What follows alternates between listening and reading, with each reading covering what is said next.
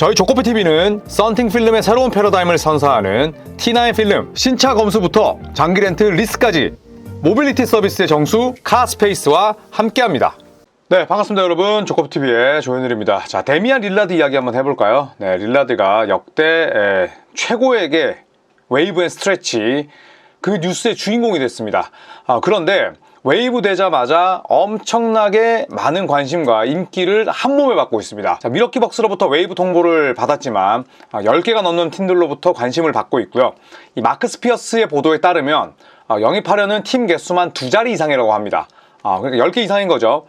그리고 릴라드를 데려오고자 하는 팀들은 베테랑 미니멈으로 릴라드를 데려올 수 있습니다. 왜냐? 웨이브 되기 전에 릴라드의 연봉을 미러키벅스가 모두 지불할 계획이기 때문이죠. 지불해야 되고요.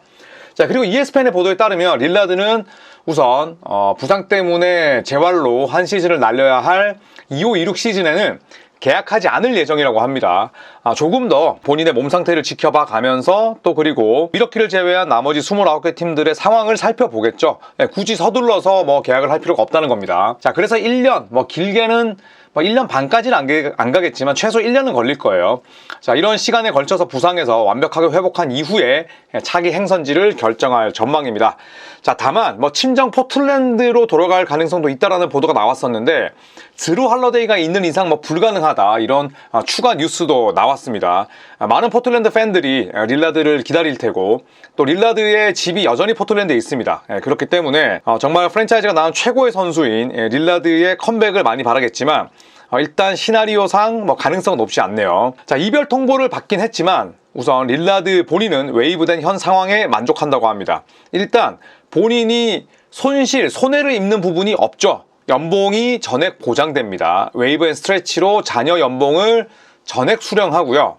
그러니까 릴라드는 한꺼번에 받고 미러키는 그 연봉을 나눠서 또 셀러리 캡에 잡히게 됩니다. 자, 그리고 관심을 내비치는 팀들이 다수예요. 이 말인 즉슨 경쟁이 붙었다는 것이고 경쟁이 붙으면 당연히 나의 존재 가치 또 보이지 않는 가격대가 높아지겠죠. 자, 이렇게 됐을 때 본인의 입맛에 맞는 선택이 가능합니다. 취사 선택할 수 있다는 거죠.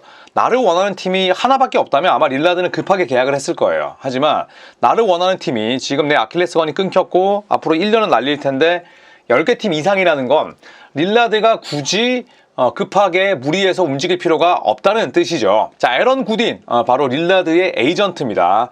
릴라드 웨이브에 대해서 무슨 얘기를 했냐면 릴라드에게는 매우 놀라운 기회다. 첫 번째, 돈을 보장받았고 두 번째, FA로 풀리게 되면서 다음 팀을 선택할 기회를 얻었고 세 번째, 릴라드가 자신들의 아이들과 함께 집에서 포틀랜드에서 재활할 수 있다. 이렇게 이야기를 했습니다. 일목요연하게 정리한 거죠. 첫 번째는 돈, 두 번째는 내가 우승에 대한 가능성도 새롭게 점칠 수 있게 됐고 세 번째, 가족과 함께 한다.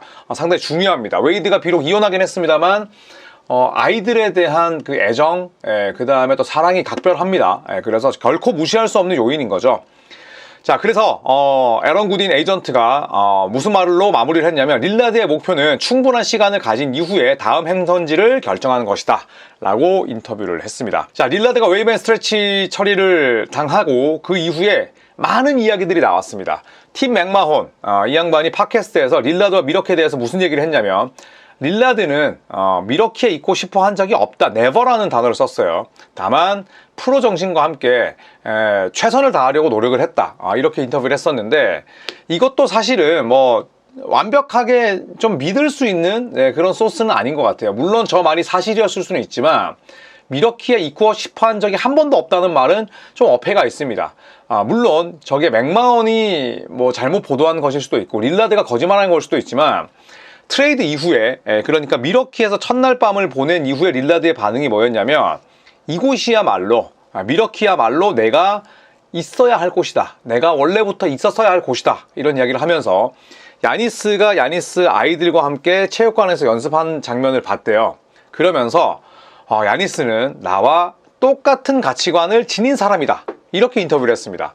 야니스 역시도 릴라드를 상당히 좋아했었죠. 릴라드는 그냥 야니스의 키 작은 버전이야 이렇게 이야기를 할 정도로 서로 상당히 리스펙을 하는 사이였는데 한 번도 미러키에 있고 싶어 한 적이 없다?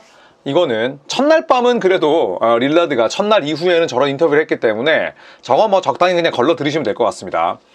자, 그리고 이제 릴라드가 큰 부상을 입었죠. 부상을 입고 나서 미러키 측에 이렇게 이야기를 했다고 합니다. 포틀랜드로 돌아가서 재활했으면 좋겠다. 아이들과 함께 지내고 싶다라는 의사를 전달했는데 미러키 일부 사람들이 이를 수용하지 않았다고 하죠. 그렇다면 뭐 결국 릴라드는 상대적으로 좀 외롭고 그리고 뭐 지금 날씨가 춥진 않지만 겨울이 더 혹독하게 추울 미러키에서 재활을 하는 그 시나리오밖에 없었죠. 자, 릴라드는 미러키에서 정규 시즌 2시즌 동안 131경기 뛰었습니다. 24.6득점, 리바운드 4.5개, 어시스트 7개, 3점 36.4%.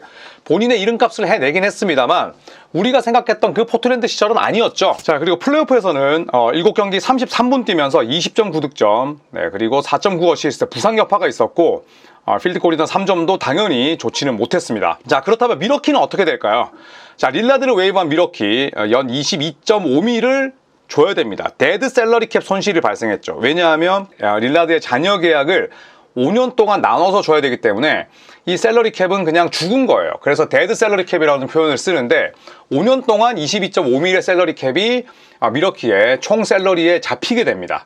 자, 그래서 릴라드를 방출하면서 마일스 터너를 영입한 것에 대해서 한 NBA 임원은 무모한 짓이라며 악평을 했는데 맞긴 하죠. 하지만 또 이 판단이 뭐 아예 틀렸다고 볼 수는 없는 게 당장 야니스 아데토쿤보의 마음을 잡기 위해서는 무엇이라도 했어야 됐고 그리고 그 무언가를 하는 일환으로 쿤보가 좋아하는 마일스 터너를 영입한 거죠. 근데 마일스 터너를 데려오기 위해서는 캡 룸이 있어야 됩니다. 샐러리에 여유가 있어야 되기 때문에 연 22.5밀씩 5년 동안 데드 샐러리 캡으로 잡히지만 일단은 올 시즌의 연봉 자체가 원래는 54.1밀이었지만 22.5밀로 떨어졌기 때문에 터너를 데려올 수 있었던 거죠. 자, 물론 릴라드 스트레치에다가 터너의 샐러리를 더하면 사실상 50밀이 나가는 셈이긴 하지만 그래도 말씀드렸듯이 이번 시즌에 미러키가 그나마 가시적인 성과를 내고 쉬어가는 한 해를 만들지 않고 2027년 FA 거대는 야니스 아데토쿤보의 마음을 사로잡기 위해서는 뭐 이런 도박도 할만하다 이렇게 생각을 합니다. 뭐 그 이후에 데드캡으로 5년이 잡히는 부분은 뭐 미러키가 스스로 또 이겨나가야 될 부분이기도 하고요. 자, 하지만 릴라드의 부상과 별개로 미러키는 원래 코트 위의 핏 문제 때문에 릴라드를 내보낼 계획이었다고 합니다. 이거는 릴라드를 그냥 일방적으로 트레이드를 시키는 게 아니라 릴라드와 협의해서 릴라드를 전면에 내세운 대형 트레이드를 모색하고 있었다고 하죠. 그러니까 부상을 입지 않았더라도 미러키 내에서 릴라드와 다른 선수들 혹은 릴라드와 야니스 뭐 이런 핏이 맞지 않았던 거예요. 그렇기 때문에 갑작스럽게 그냥 뭐 웨이브 앤 스트레치를 한 게 아니라 원래는 결별이 예정이 돼 있었다고 합니다. 자, 그렇기 때문에 미러키가 릴라드를 웨이브 앤 스트레치로 내보낸 건 상당히 놀라운 결정이지만 이렇게 헤어지는 거는 결국 예정된 수순이었다 이렇게 보시면 될 것 같습니다. 자, 릴라드의 잔여 계약은 원래 이번 시즌 54.1밀 다음 시즌 58.4밀이었는데 스트레치 금액으로서 22.5밀을 5년 동안 데드캡으로 잡히게 됩니다. 릴라드는 저 연봉을 한 방에 수령하고요. 그리고 112.5밀은 역대 웨이브 앤 스트레치 최고액입니다. 자, 그렇다면 가장 궁금한 릴라드의 예상 행선지는 어떨까요? 네, 일단 마크스 피어스의 픽은 1순위가 미네소타입니다. 일단 미네소타는 마이크 콘리가 87년생이죠. 물론 릴라드가 90년생이기 때문에 대체자라고 보긴 어렵지만 그래도 콘리는 이제 완전히 노쇠했고요. 랍 딜링엄 같은 경우에는 아직까지 시간이 필요해요. 그렇기 때문에 콘리의 대체자 혹은 백업 혹은 딜링엄이 조금 더 성장하기 때까지 시간을 벌어줄 수 있는 역할을 할 수 있습니다. 그리고 마크스 피어스가 꼽은 2순위 픽은 골든스테이트입니다.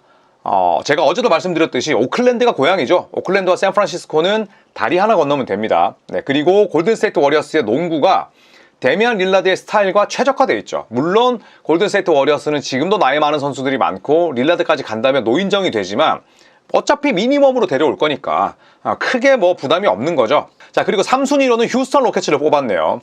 자, 휴스턴 로켓츠는 이번 오프시즌 때 굉장히 전력을 알차게 보강했습니다. 다만 백업 볼핸들러가 없어요. 에런 할러데이 무리가 따르죠. 네, 그래서 프레드 밴블릿의 백업으로 쓰기에는 릴라드 연봉도 낮고 기량도 훌륭하고 또 휴스턴 로켓츠의 팀 수비 자체가 워낙 좋기 때문에 릴라드가 가지고 있는 여러 가지 약점들을 다 가려줄 수 있는 팀입니다. 자, 4순위는 레이커스예요. 자, 레이커스 LA와 오클랜드 뭐 자동차로 가면 한 5시간 정도 걸리는데 미국 내에서 차로 5시간이면 지근거리입니다. 굉장히 가까운 거죠. 그래서 고향과 가깝고, 그리고 레이커스는 돈치치가 있는 한 명백한 우승 후보입니다. 그렇기 때문에 이번 시즌이 끝나고 르브론 제임스의 레이커스 내의 행보가 어떨지는 모르지만, 행선지도, 하지만 돈치치가 있는 한 당장 달릴 수밖에 없는 윈나우 팀이고, 릴라드는 아직까지 무관이죠. 그렇기 때문에 제법 어울린다는 평입니다. 자, 그리고 5순위는 보스턴입니다. 자, 보스턴 셀틱스는 25-26 시즌을 쉬어가죠. 릴라드도 마찬가지입니다. 그렇게 됐을 때 26-27 시즌 때 다시 보스턴 셀틱스는 부상에서 돌아올 테이텀, 기존의 제일런 브라운, 데릭 화이트를 중심으로 달리게 될 텐데, 릴라드를 영입한다면 일단 당연히 보스턴의 백코트진에 큰 도움이 될 거고, 그리고 뒤를 페이튼 프리차드가 받치고 있고, 화이트가 릴라드의 약점을 메워줄 테고, 이런 부분들을 감안했을 때 정신적으로나 육체적으로나 부담이 가장 낮을 팀이에요. 휴스턴 로켓츠만큼이나 릴라드가 가지고 있는 약점을 상당히 잘 보완하고 메울 수 있는 팀입니다. 자, 그런데 한 베팅 사이트의 릴라드 행선지 배당률은 굉장히 다릅니다. 포틀랜드가 플러스 230, 가장 확률이 높다고 나오고요. 그리고 마이애미가 두 번째입니다.